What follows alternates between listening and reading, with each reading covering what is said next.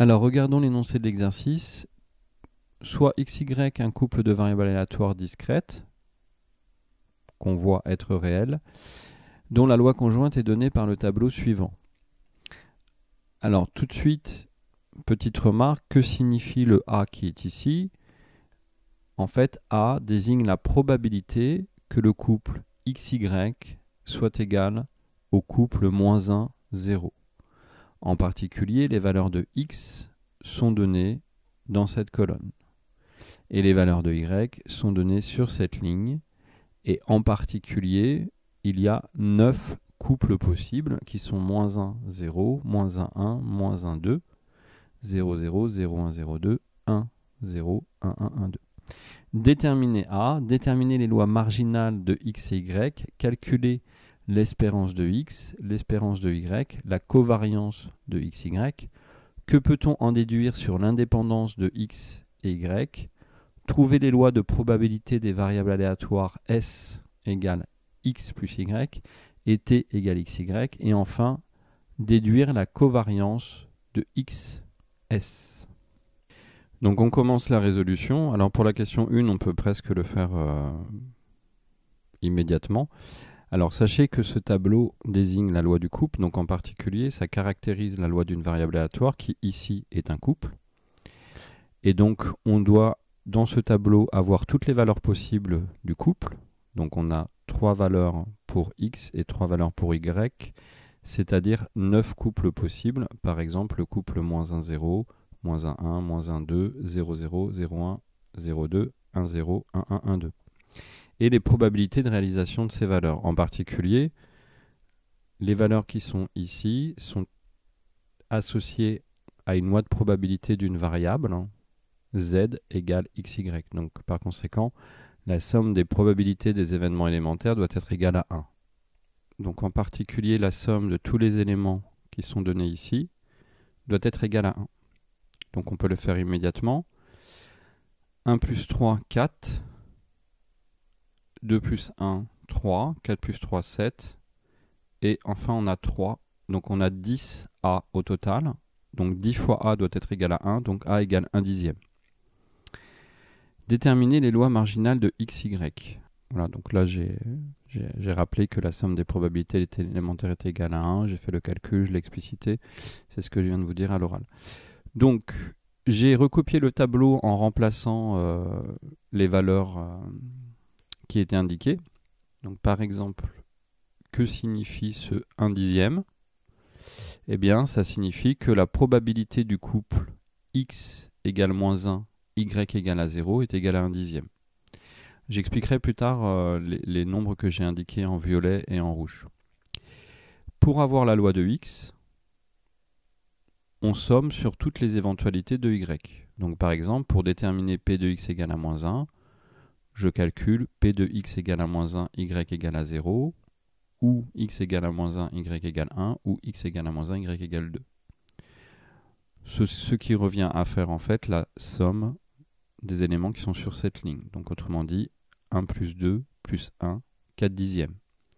De la même façon, p de x est égal à 0, est égal à 0, plus 1, c'est-à-dire 2 dixièmes. Et enfin, p de x égale 1, est égal à 3, plus 0, plus 1, c'est-à-dire 4 dixièmes. Premier réflexe, on regarde que la somme des probabilités élémentaires, ici, qui désigne la loi de x, est bien égale à 1. Par exemple, ce 2 dixièmes ici est la probabilité que x soit égal à 0. Pour la variable aléatoire de y, on procède exactement de la même façon, c'est-à-dire qu'on somme sur toutes les éventualités de x, c'est-à-dire que d'une certaine façon on utilise la loi des probabilités totales, comme je l'ai expliqué une fois dans une autre vidéo.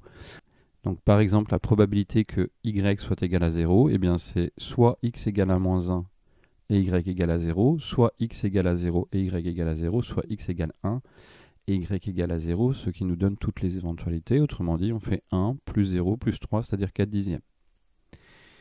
Pour y égale 1, je fais donc 2 plus 1 plus 0, c'est-à-dire 3 dixièmes. Et pour y égale 2, 1 plus 1 plus 1 égale 3 dixièmes.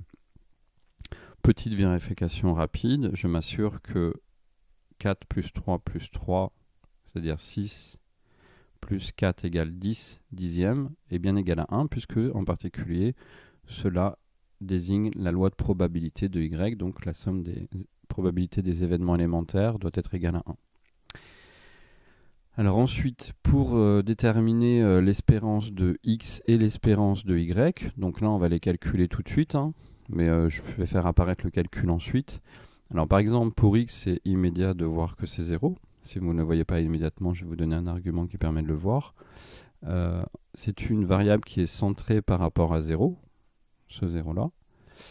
Et les autres valeurs, en fait, moins 1 et 1, sont à égale distance de 0 et ont les mêmes probabilités de réalisation. Donc en fait, la moyenne de x est égale à 0. Sinon, on fait simplement le calcul, hein. Donc 4 dixièmes fois moins 1, plus 2 dixièmes fois 0, plus 4 dixièmes fois 1, ça fait donc moins 4 dixièmes, plus 0, plus 4 dixièmes, c'est-à-dire 0. Ça, c'est l'espérance de x. Pour la loi de y, on fait la moyenne, donc 4 dixièmes fois 0, 0, 3 dixièmes fois 1, 3 dixièmes, 3 dixièmes fois 2, 6 dixièmes, donc on a 3 plus 6 dixièmes, c'est-à-dire 9 dixièmes. Vous pouvez regarder les calculs détaillés, mais il n'y a absolument pas de difficulté. Alors, pour la loi du produit, on peut faire ça de deux façons différentes. Donc, soit on écrit tous les produits possibles, et c'est pour ça que, par exemple, j'ai écrit dans le tableau les valeurs du produit. Donc ça, c'est une très bonne façon de présenter. Vous voyez, je mets en rouge les valeurs du produit dans le tableau, comme ça évite d'oublier des valeurs. Et puis, ça va être très facile de déterminer les probabilités associées à ces valeurs. Donc, par exemple, ce 0 ici, qu'est-ce qu'il représente? Eh bien, le produit de x égale à moins 1 et de y égale à 0. Voilà. Donc, en particulier ici, étant donné que x égale à 0, les produits sont tous nuls. Pour 1, 1 fois 0, 0. 1 fois 1, 1. 1 fois 2, 2. Voilà, et puis vous avez la même chose avec moins 1. Moins 1 fois 0, 0. Moins 1 fois 1, moins 1. Moins 1 fois 2, moins 2. Donc, ça a l'avantage de tout de suite voir quelles sont les valeurs possibles du produit. On ne risque pas d'en oublier a priori. Donc, si on les range par ordre croissant, moins 2, moins 1, 0, 1. 2, c'est les valeurs du produit. Alors, on peut regarder dans le tableau, hein, donc en particulier, moins 2, moins 1, 0, 1, 2. Alors, normalement, on pourrait écrire ça de façon formelle, c'est-à-dire P de xy égale à moins 2, et puis regarder tous les couples dont les valeurs sont égales à moins 2, et puis écrire ça comme une union d'événements. Mais en fait, une fois qu'on a utilisé la petite présentation que je vous ai proposée, pour moins 2, on regarde où est-ce qu'on voit apparaître moins 2 dans le tableau, et donc on a immédiatement que la probabilité du produit égale à moins 2, c'est 1 dixième. Par exemple, pour moins 1, je regarde combien de fois moins 1 apparaît dans le tableau. Une fois. Donc la probabilité que le produit est égal à moins 1, c'est en fait le seul couple possible, c'est moins 1, 1, et donc c'est égal à 2 dixièmes. Alors la probabilité que le produit soit égal à 0, donc je regarde combien on a de couples possibles, donc on en a 1, 2, 3, 4, 5.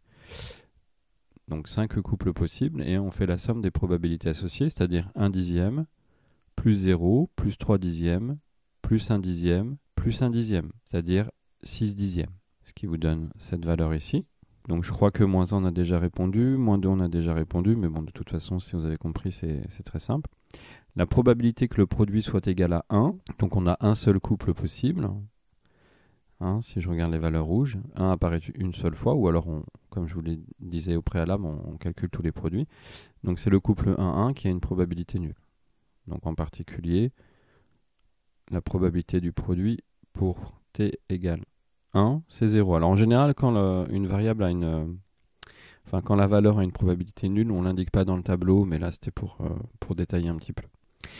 La probabilité que le produit soit égal à 2, eh bien, je regarde mon tableau, la valeur 2 n'apparaît qu'une seule fois, et donc c'est 1 dixième. Donc voici ce qu'on trouve pour le produit. Et en particulier, on peut tout de suite calculer son espérance. On a donc que l'espérance de t, c'est 1 dixième fois moins 2, plus 2 dixièmes fois moins 1, plus 6 dixièmes fois 0, plus 0 fois 1, plus 1 dixième fois 2. Voilà, donc si je le calcule rapidement, moins 2, plus 2, c'est-à-dire moins 2 dixièmes. Voilà, donc on trouve moins 2 dixièmes. On nous demande ensuite de calculer la covariance. Alors attendez, il me semblait qu'il fallait donner la loi de S aussi. Ah oui, bon, la loi de S, on le fera après. Du coup, je vais répondre tout de suite à la covariance puisque ça s'y prête très bien.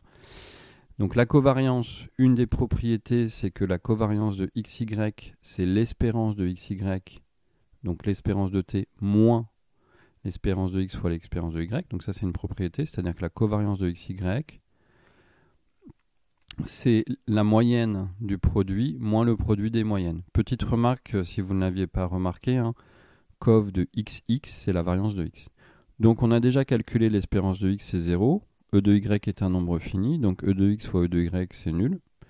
Et E de XY, c'est moins 2 dixièmes. Par conséquent, on trouve que la covariance est non nulle. Et dans ce cas-là, on peut conclure que les variables X et Y ne sont pas indépendantes.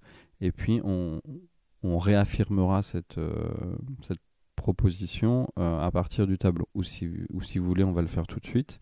Donc, comment à partir du tableau, on peut conclure que les variables ne sont pas indépendantes? Donc, je répète quelque chose que j'ai déjà répété dans une autre vidéo. Là, je vais accélérer un tout petit peu. Donc, deux événements sont indépendants. Deux événements A et B sont indépendants si la probabilité de A inter B est égale à P de A fois P de B. On transpose cette probabilité sur deux variables aléatoires en disant que tous les événements élémentaires associés à X sont indépendants de tous les événements élémentaires associés à Y. Autrement dit, la probabilité, par exemple, que X égale à moins 1 et Y égale à 0 devrait être égale à la probabilité que X égale à moins 1 fois la probabilité que Y égale à 0. Voilà. Comment ça se traduit sur le tableau? Eh bien, ça se traduit de la façon suivante. C'est que si vous prenez un nombre dans le tableau, donc par exemple 1 dixième, eh bien, ça doit être le produit des probabilités ici 4 dixièmes et 4 dixièmes. Alors évidemment, 1 dixième, ce n'est pas égal à 4 dixièmes fois 4 dixièmes. Par conséquent, ça ne fonctionne pas pour cette valeur. Et il suffit que ça ne fonctionne pas pour une seule valeur. Alors quand vous avez un 0 dans le tableau, c'est encore plus immédiat. Est-ce que 0 est égal à 4 dixièmes, donc ce 0 ici? Est-ce qu'il est égal à 4 dixièmes fois 2 dixièmes? Évidemment non. Voilà, donc on réaffirme le fait qu'elle ne soit pas indépendante. Hein. Comme je vous le disais, il suffit de montrer que ça ne fonctionne pas une seule fois. Et si jamais vous souhaitiez montrer qu'elles sont indépendantes, il faudrait faire 9 calculs. Et vérifier que la propriété est bien vérifiée pour les 9 calculs. Alors maintenant, on va faire la loi de S. Donc pour la loi de S, c'est la même chose. Hein. En termes de présentation, ce que j'ai proposé, c'est en fait en violet, j'ai écrit les valeurs de la somme. Donc par exemple, le moins 1 qui est ici, c'est la somme de x égale à moins 1 et de y égale à 0. Voilà, donc je fais la somme, moins 1 plus 0, moins 1, moins 1 plus 1, 0, moins 1 plus 2, 1, et ainsi de suite. Alors ça me permet de voir toutes les valeurs possibles de la somme. Si je les range par ordre croissant, j'ai moins 1, 0, 1, 2, 3. Voilà. Et puis je vais donner les probabilités associées. Donc voici le tableau pour la somme. Alors comment on trouve par exemple que P de S égale 1 a pour probabilité 5 dixièmes, c'est-à-dire 1 demi. Alors vous voyez que moi je laisse les valeurs des probabilités sous un dénominateur commun parce que ça me permet de faire des calculs plus rapidement. Donc comment on détermine la probabilité de S égale 1? Eh bien je reviens au tableau. Alors ça c'est une présentation, hein. On peut faire différemment, mais je pense que c'est une présentation qui est assez optimale. Je regarde partout où je vois apparaître le 1 et je fais la somme des probabilités associées. Donc en fait, partout où vous voyez apparaître le 1, ça signifie en fait c'est tous les couples dont la somme est égale à 1. Donc la probabilité ici c'est 3 dixièmes plus 1 dixième plus 1 dixième, c'est-à-dire 5 dixièmes. Par exemple, la probabilité que la somme soit égale à moins 1, ça n'arrive qu'une fois, c'est 1 dixième. Voilà. La probabilité que la somme soit égale à 0, donc là j'ai deux valeurs possibles. Donc je fais 0 plus 2 dixièmes, ça fait 2 dixièmes. La probabilité que la somme soit égale à 1, j'ai déjà répondu. La probabilité que la somme soit égale à 2, bah, je reviens ici. Voilà, c'est 0 plus 1 dixième, c'est-à-dire 1 dixième. Et puis pour 3, c'est 1 dixième, ce qui me donne immédiatement ce tableau. Alors ensuite, on vous demande la covariance de XS. Alors covariance de XS, par définition de S, c'est la covariance de X plus Y. La covariance est bilinéaire, c'est-à-dire linéaire par rapport à chacune des composantes. En particulier, ceci est égal à la covariance de XX, d'accord, XX, plus, ce plus qui est ici, la covariance de XY. La covariance de XY, on l'a déjà calculée. La covariance de XX, comme je vous l'ai dit par définition, en fait, c'est la variance de X. Et donc on regarde la variance de x plus la covariance de xy. La covariance de xx, donc là je le réécris, c'est la variance de x, c'est égal à E, c'est la moyenne des carrés moins le carré de la moyenne. On a déjà vu que la moyenne de x était nulle, et donc on calcule la moyenne de EX au carré. Alors je vous ai dit, vous laissez en exercice le fait que c'était 8 dixièmes, et si vous voulez, je vais vous le faire tout de suite parce que c'est tellement rapide. Alors j'élève les valeurs de x au carré, donc là j'ai 1, 0, 1, et je fais la moyenne sur ces valeurs. Autrement dit, 4 fois moins 1 au carré, c'est-à-dire 4 fois 1, bon là ça me fait 0, plus 4 fois 1, c'est-à-dire 8 dixièmes. Voilà. Donc j'ai tout de suite que la moyenne du carré est égale à 8 dixièmes, et par conséquent, la covariance de xs, c'est égal à 8 dixièmes, plus la covariance de xy, et on avait trouvé moins 2 dixièmes, autrement dit, c'est égal à 6 dixièmes, autrement dit 3 cinquièmes. Voilà. Dernier petit point, je vous ai dit que si vous voulez, on pouvait voir comment calculer le produit directement, enfin, la moyenne du produit, c'est-à-dire E de xy, comment le calculer directement. Moi, j'ai d'abord établi la loi de xy, puis calculé son espérance. Voilà, parce que je trouve que c'est plus pratique, surtout dans des contextes plus compliqués. Alors, comment je fais à partir du tableau? Eh bien, je fais moins 1 fois 0 fois 1 dixième, puis moins 1 fois 1 fois 2 dixièmes, puis moins 1 fois 2 fois 1 dixième, et puis je fais la même chose pour 0 et pour 1. Voilà, donc pour 0, bah, vous allez avoir que des 0, donc on n'en tient pas compte. Pour moins 1, donc vous avez 3 valeurs, enfin vous avez moins 1 fois 0, donc en fait tous les produits ici aussi vont être nuls. Donc en fait vous avez toute cette ligne qui est nulle, tous ces produits ici sur la colonne vont être nuls, et puis il y a aussi celui-ci qui est nul. Donc en fait il reste quasiment aucun terme pour calculer la moyenne. Donc on peut même le faire immédiatement. Donc là ça fait 0, là ça fait 0, donc là ça fait 2 dixièmes, pardon, là ça fait moins 1 fois 1 fois 2, donc ça fait moins 2 dixièmes, moins 1 fois 2 fois 1, ça fait moins 2 dixièmes, donc là on a déjà moins 4 dixièmes, là il n'y a personne, et donc là il n'y a personne, là il n'y a personne, il me reste celui-ci, donc 1 fois 2 fois 1, ça fait 2 dixièmes, donc moins 4 dixièmes plus 2 dixièmes, ça fait moins 2 dixièmes. Donc ça c'était la moyenne de E de t. Bon, il n'y a pas de surprise, on retrouve le même résultat. Voilà, bon courage, et puis n'hésitez pas à laisser des petits commentaires. Si vous voyez des erreurs, n'hésitez pas à m'en faire part, et puis si vous avez des idées d'amélioration dans la présentation, pareil, n'hésitez pas à laisser un petit commentaire.